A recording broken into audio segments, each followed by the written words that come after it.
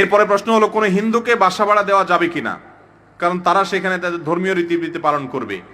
হিন্দুদের সাথে সাধারণ যত কায় কারবার লেনদেন এটা করা জায়েজ আছে, এটা না জায়েজ না।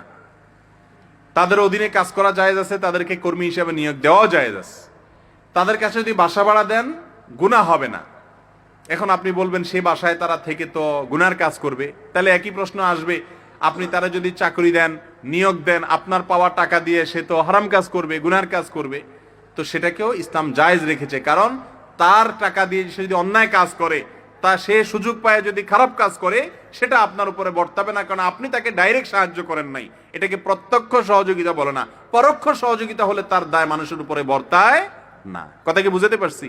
হিন্দুদের সাথে এই জাতীয় লেনদেন করা নাজায়েজ নয়। তবে যদি এমন হয় যে আসলে কোন মুসলিম আছে, ভালো কোন মানুষ আছে, ইবাদত গুজার নেককার মানুষ আছে, মুত্তাকি মানুষ আছে, তো আমি তো তার সান্নিধ্যে থাকার চেষ্টা করা উচিত আমার। একজন মানুষ শিরকে লিপ্ত আছে, আরেকজন মানুষ ইবাদতে লিপ্ত, তাকওয়া লিপ্ত, অবশ্যই আমি আমার প্রতিবেশী হিসেবে একজন তাকওয়াওয়ালাকে কি করব?